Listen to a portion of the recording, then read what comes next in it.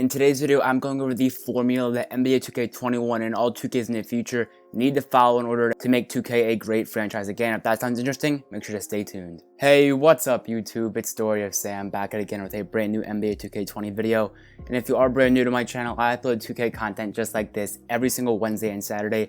Make sure to hit that subscribe button down below. We're almost at 800 subscribers and we've been growing crazy fast. So I just want to say thank you for that. Before we get straight into it, make sure to drop a like on the video. Let's try to aim for 20 likes on today's video. This is going to be more of a chill video on my channel. I'm just going to be sitting back and talking with you guys. I'll have some Combo Kills background gameplay. If you don't know who Combo Kills is, his link will be in the pinned comment and top of the description. He's one of the best ISO players in the game and I just really like watching his channel. So that's his gameplay in the background right there. That is not my gameplay. But anyways, let's get on to the topic of today's video, which is the formula that NBA 2K21 and other 2Ks need to follow in order to have good 2K games be produced from now on. Now, when I say this, I mean, what are the things that 2K needs to do in the future that they aren't doing now to make 2K great again? As we know, 2K20 is not the greatest game. The general consensus is that the game just isn't that fun. We're tired of the same parks. We don't want the same parks for 2K21. Stuff like that, just general stuff about the game. And that brings me to step one of what NBA 2K20 needs to get right every single year. The most important thing is having a successful launch.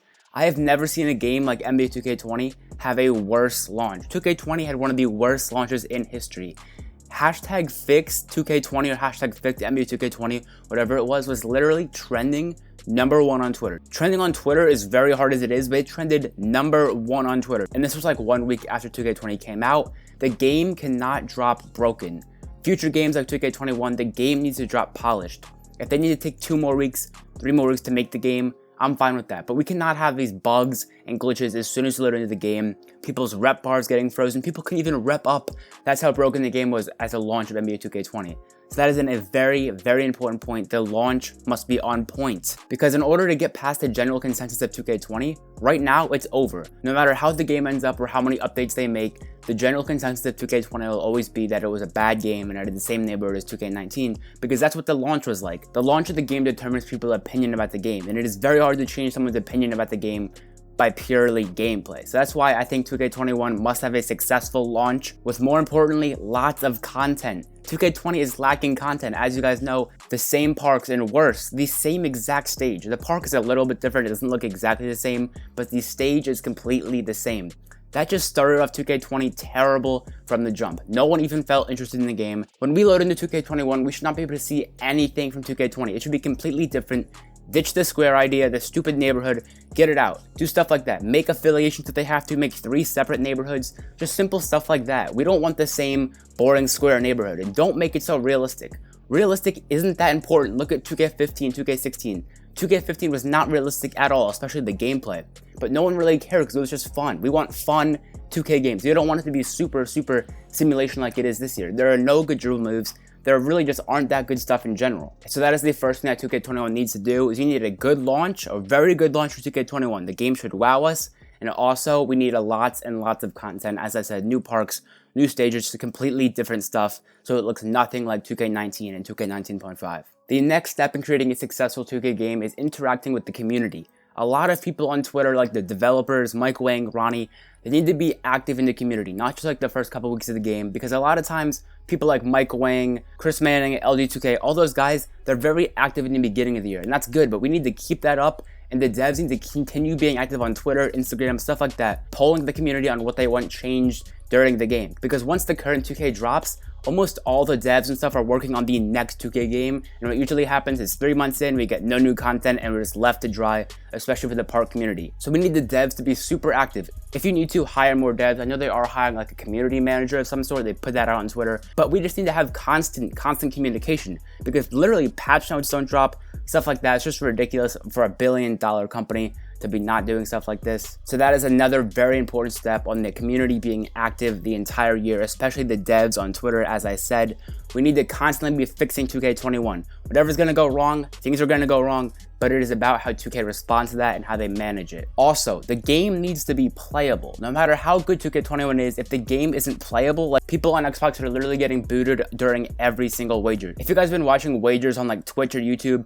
you know that the Xbox community right now is getting booted offline like crazy. People are finding everyone's IP address and just getting them booted out of the stage, and it's completely unwatchable. It is very annoying just to watch someone, and then all of a sudden their stage is getting lagged out, and I gotta restart their game and go through 20 more minutes of joining parks. It's just very, very annoying. So the booting and delaying must be fixed, especially for next-gen consoles. The security better be much better on the new consoles and just stuff like that. The next thing I want to talk about is the gameplay. I'm tired of having my player with 99 stamina run around and I'm blinking red every single possession. Stamina stat should matter, or just remove stamina completely. People like when dribbling was overpowered. That's what made the game fun and added a skill gap. 2K has been lacking a major skill gap for a long time now. Literally, the best strategy on 2 is just to have someone post hook the entire time and someone sitting in the corner. The game should be developed during guards, because that is basically the most control of your player that you have. On centers, you're really just posting up, setting screens, doing post hooks. On guards, there are endless possibilities for dribbling, and dribbling needs to be a big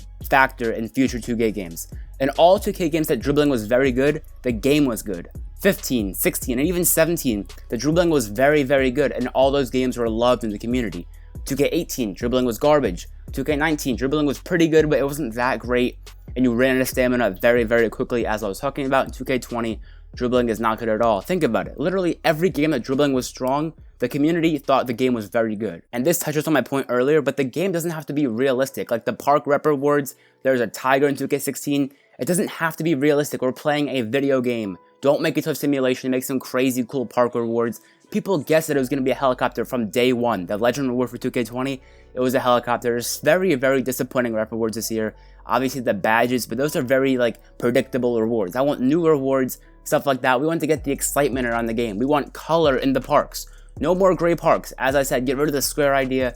No more 2K18. 2K14 parks had more colors than the 2K20 parks. 2K15, 16, all those parks were very good. We want to get back to those parks. We are going to be on next gen in 2K21. They have literally every single capability to do anything they want. They have so much more room on the new consoles to make the game very, very good. And another major key in making any 2K game successful is the events. Now, I feel like the events have been decent the last couple of years, but this year they haven't been that great in my opinion.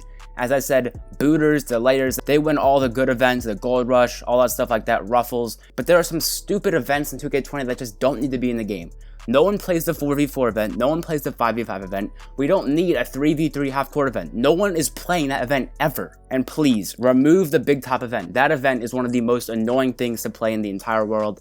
Just make more fun events, make new events, make events that reward the player more than just 2000 VC or something like that. So it's pretty simple, just make fun events, high rewards, and as I said, we need more competition in the game. Maybe rival day, make affiliations. As I said, affiliations are a big key. I have a feeling they will be in 2K21 just because the Make-A-Wish kid, Buddy Boy, he actually went to the 2K studios or talked to the developers, and he was very, very big on affiliations. And if you saw the clip, Ronnie 2K was basically hinting that they will have affiliations in NBA 2K21, but as I said, I'm not trusting anything Ronnie 2K says at all until I actually see the game, because we have no idea what that snake's gonna pull out. Another thing I want to say is the park rep system. This year, it's not extremely hard to hit legend. There have been harder years to hit legend, but I don't think it should be around to throwing lobs. Every single 2K game, the premise of this video, literally trying to make every 2K game better and everything they need to do to make any 2K game good. The secret formula, as I said, they need to have it about winning games. No one wants to throw 50 lobs a game and sitting in Asia parks just trying to get rep. We want to be able to play park by winning games, and part of that comes with getting games. Getting games is extremely hard, and if you aren't known in the community or stuff like that, you are never going to be able to hit top rep in this game. You need to get consistent park games to get top rep, or you can play 3v3 Pro-Am, but that takes a lot longer than someone just playing consistent park games.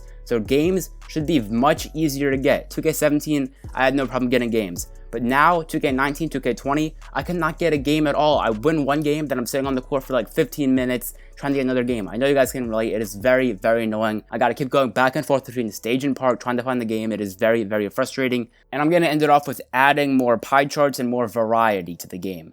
Now, basically, isn't it kind of crazy that there is no all-around pie chart? There is no pie chart that has 4 equal slices. It's either one big slice or 2 slices and then 2 mini slices.